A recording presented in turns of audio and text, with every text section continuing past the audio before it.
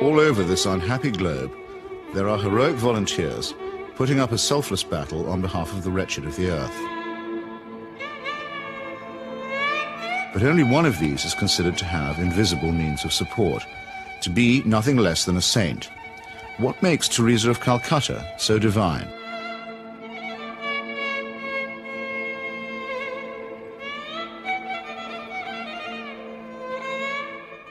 Long before Mother Teresa's helicopter touched down at about 11:20 this morning, the crowds were gathering here at Knock. Among all of you who have made this pilgrimage to Knock this afternoon, we are privileged to have with us as a special guest at this Mass a pilgrim who has come from afar, a woman whose worldwide symbol for goodness and holiness. Not many claims made by the Irish clergy are widely or uncritically accepted, even in Ireland.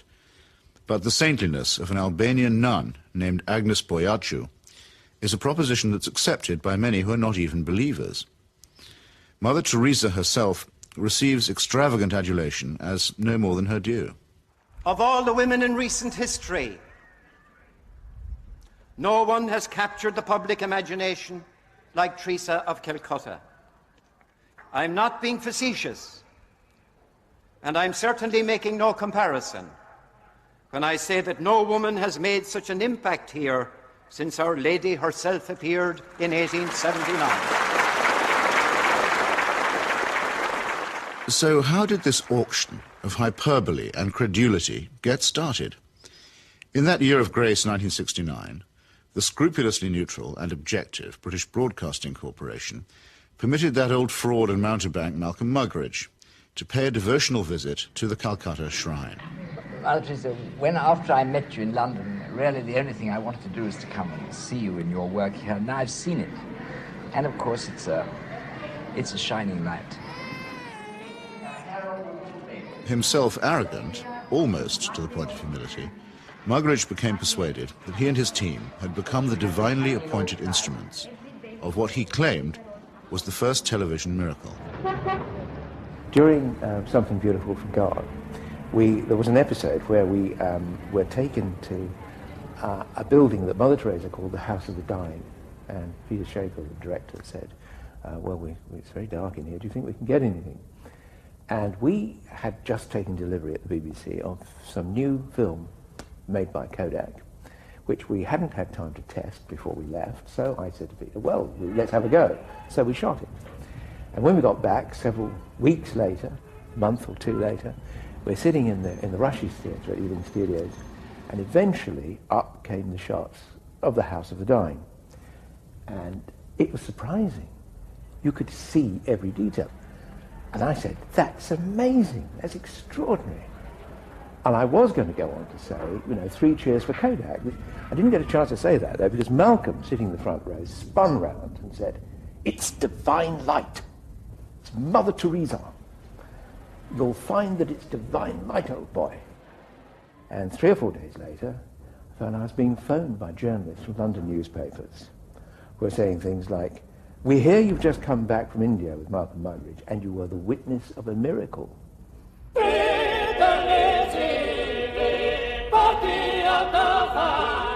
And a star was born. This profane marriage between tawdry media hype and medieval superstition gave birth to an icon which few have since had the poor taste to question. It's like you're actually seeing a living saint.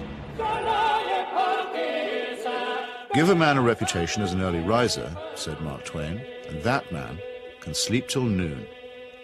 How does the reputation of Holy Mother Teresa look if, just for a moment, we switch off Malcolm Muggeridge's kindly light?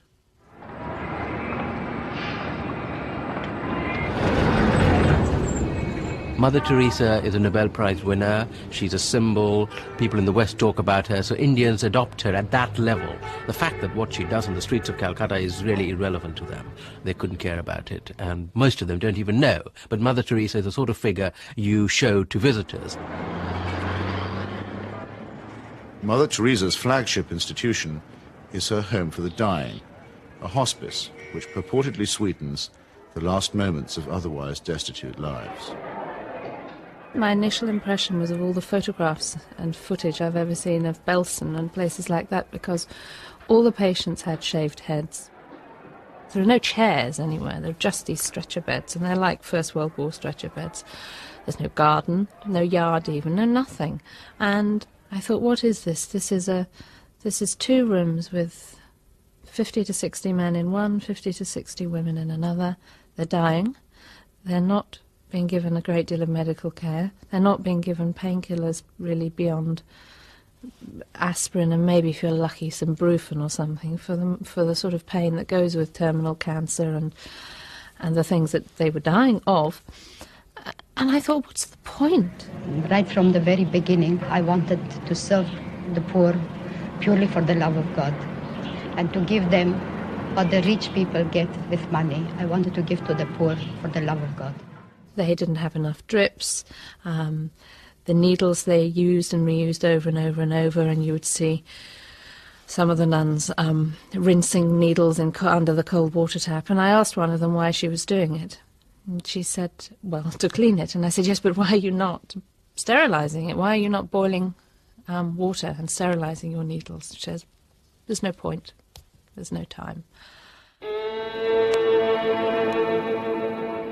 Mother Teresa's cult of death and suffering depends for its effect on the most vulnerable and helpless, abandoned babies, say, or the terminally ill, who supply the occasions for charity and the raw material for demonstrations of compassion.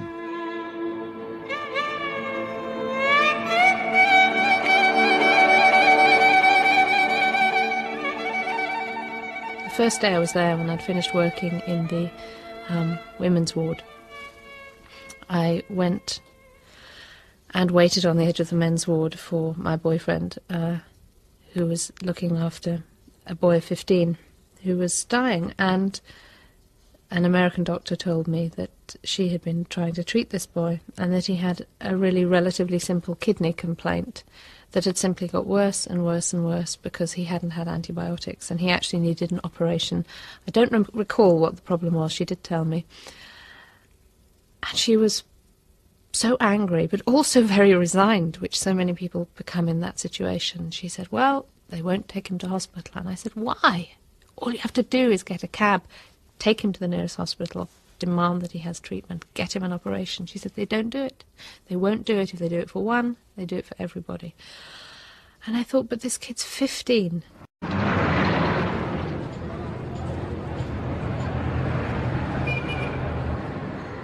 I ventured on my own pilgrimage to the missionaries of charity in Calcutta in early 1980.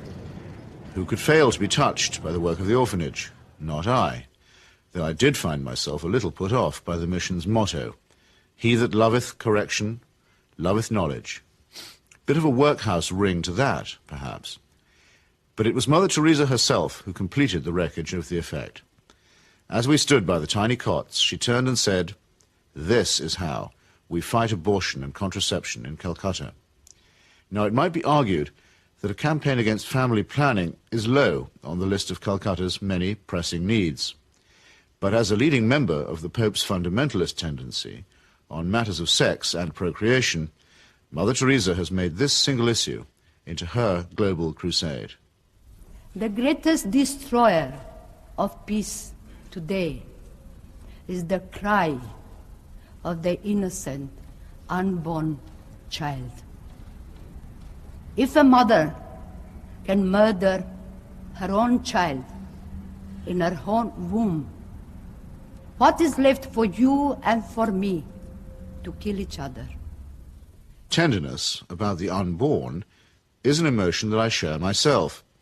But tenderness about the unborn also becomes an overtly political matter when it's preached by a presumable virgin who also campaigns against birth control. Let us promise Our Lady, who loves Ireland so much, that we will never allow in this country a single abortion.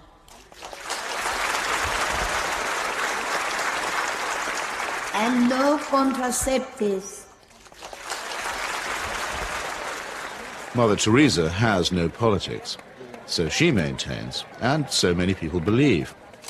But when she came to London in 1988, ostensibly as an advocate for the homeless, she bent the ear of the Iron Lady and sought to steer her to the support of a bill limiting abortion. The sponsors of that bill, who arranged the meeting, were in no doubt that her intervention was political. She's not a party political figure, but she's a political figure in the sense that, A, she is part of what may be called the Catholic agenda, the broader Christian right agenda, and the Catholic Church has been following what has generally been considered a hard-line approach under the present Pope. Now, she's part of that agenda, and that is fairly political agenda. I mean, you know, no abortion, opposition to birth control, ideas like that are fairly, you could say they would be contested in the political arena. And the second factor is that she is also part, if you like, of the Western agenda, where the West is still part of the third world. The rich world has a poor conscience. It wants, in fact it needs, to think that someone, somewhere, is doing something about the third world. And the Mother Teresa myth ministers to this desire. Here is a Western woman who has forsaken her life, albeit whatever life she might have had in Albania, you know, for sacrifice herself for the people of the third world. It makes the West feel better, you know. This is one of us again, once again rescuing the third world. Raising the roof. Yes, raising the roof. He's got his rations. Yes, he's got it, he's cleaning it. And then pecho shop. In the subliminal appeal that she generates, there is something of the mission to the heathen, something of the old colonial outpost, and something of Florence Nightingale. While in the silent and abject demeanour of her patients, there is something of the deserving poor. The Great White Hope, in this iconography, takes on the big black hole. And the rewards are by no means all in heaven.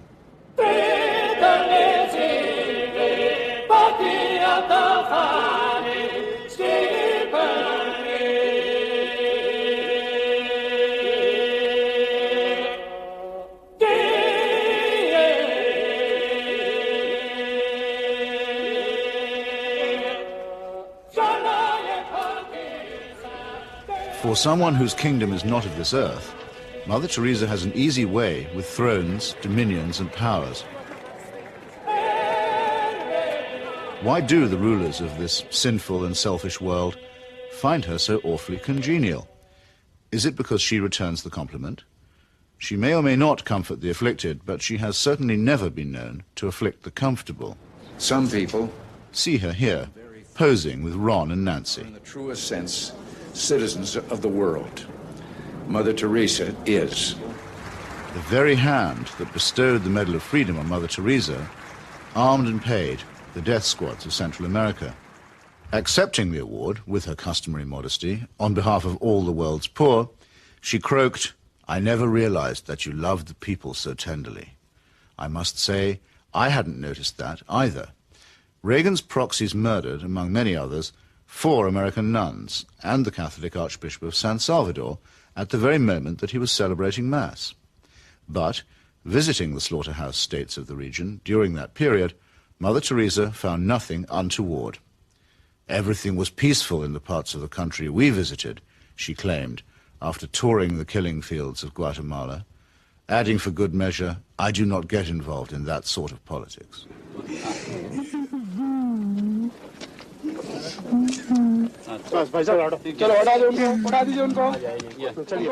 In 1984, a ghastly chemical spill from the Union Carbide plant in the Indian town of Bhopal took 2,500 lives and poisoned thousands more.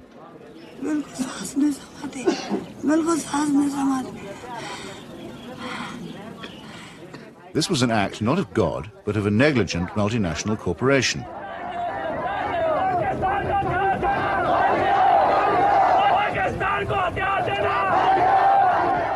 Mother Teresa's advice to the angry victims? Forgive. Forgive. What Mother Teresa has done is she has accepted implicitly the idea that there's nothing much you can do for the poor except take them off the streets and, look after them. You cannot change their attitudes. You cannot make them feel that they have an ability, they may even have the means to improve and change their lives. She's not bothered with that agenda. She's only bothered with the agenda of trying to rescue their souls and make them a bit better before they go on to the eternal life, which is a very understandable, but in fact a very old-fashioned Christian idea. It is not a question of saying, how can we tackle the real problems of poverty?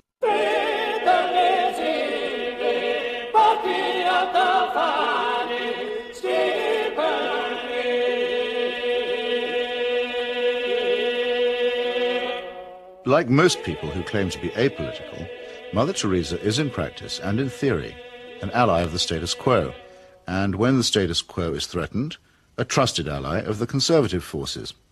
This places her in bold contrast to those, even among the religious, who have rejected the fatalistic and submissive conclusions about poverty that are promulgated by Catholic traditionalists like her. With our hands, with our life, with our love, we ask justice, we ask freedom, and we take justice, because the justice is not like a gift which they gave. No, liberty, freedom, they don't give that. We have to take that. And in fact, we go through the streets and we took our liberty, we took our freedom, asking for justice. The Roman Catholic hierarchy has never forgiven Father Aristide, the legally elected president of Haiti, whom it regards as a base heretic. For his efforts to chase the moneylenders from the temple, he was banished from his order and forbidden to serve Mass. To the very last, the Vatican was the only foreign power to recognize the military junta that misruled Haiti. And the ground for this, too, was prepared by Mother Teresa.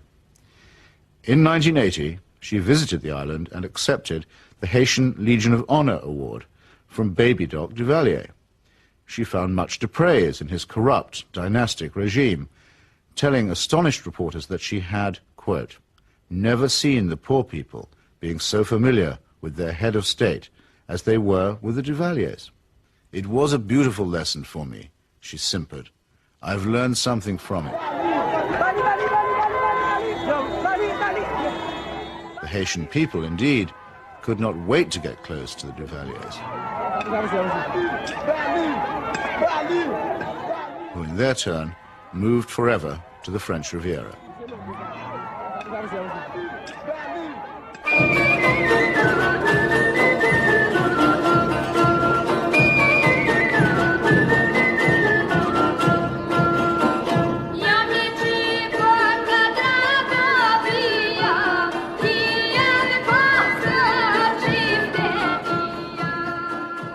Mother Teresa admires the strength of the powerful almost as highly as she recommends the resignation of the poor.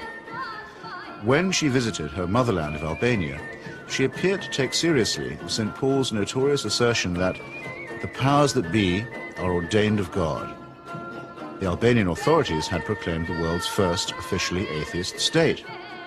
They had persecuted all forms of worship except that of their leader, Enver Hoxha. No whit abashed, Mother Teresa laid a bouquet on Hoxha's tomb. Not content with honoring a Stalinist murderer and despot, she also bestowed a wreath on the monument of Greater Albania, a cause that was once smiled upon by Pope Pius IX and his friend Benito Mussolini.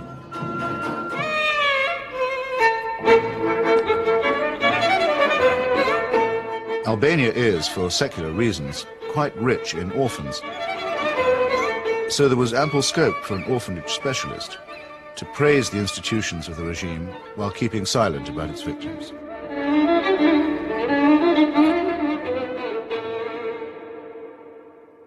If it sometimes seems that the Saint of Calcutta is never actually in Calcutta at all, this may be because she operates more as the roving ambassador of a highly politicized papacy.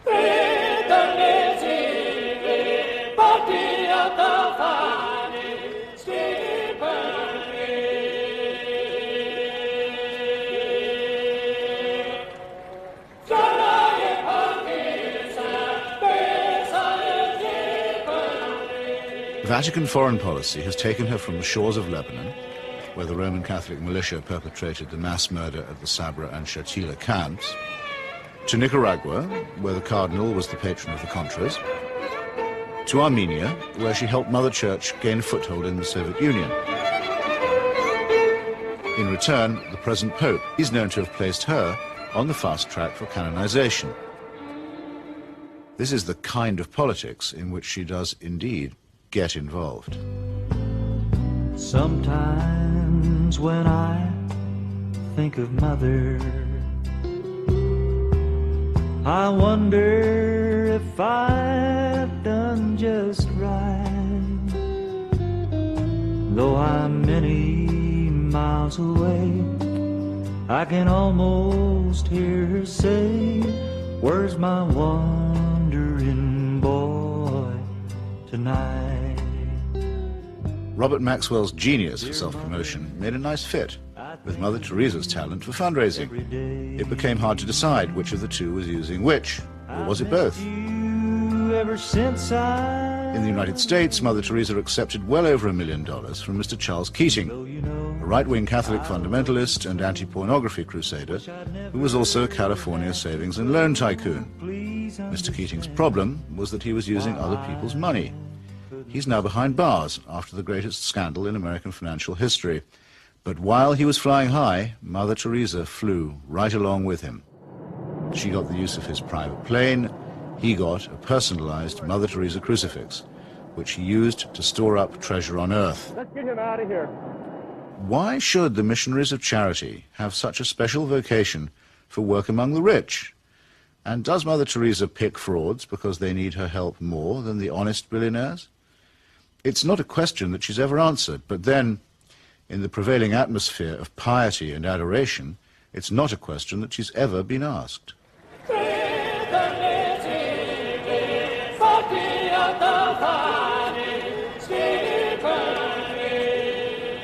The Teresa cult is now a missionary multinational, with annual turnover in the tens of millions.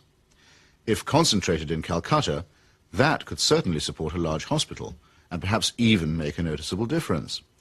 But Mother Teresa has chosen instead to spread her franchise very thinly. To her, the convent and the catechism matter more than the clinic. Now we are in 105 countries and we have 500 convents all around the world, without counting India. Beautiful.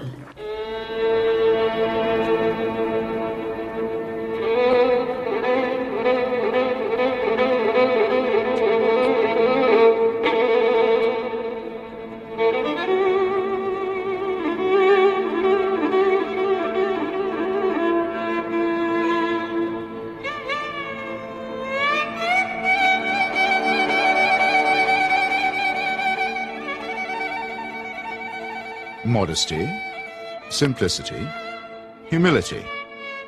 By these canonical keywords, we are taught that we may recognize saints. Yet Mother Teresa regards herself as mandated by heaven, which is hardly modest. She lends spiritual solace to dictators and to wealthy exploiters, which is scarcely the essence of simplicity. And she preaches surrender and prostration to the poor, which a truly humble person would barely have the nerve to do. When she speaks about private or public morality, opposing family planning, for example, or defining abortion as quite literally the greatest threat to world peace, she takes on the grim and tedious tones of the zealot and the fanatic. In a godless and cynical age, it may be inevitable that people will seek to praise the self-effacing, the altruistic, and the pure in heart. But only a complete collapse of our critical faculties can explain the illusion that such a person is manifested in the shape of a demagogue, an obscurantist, and a servant of earthly powers.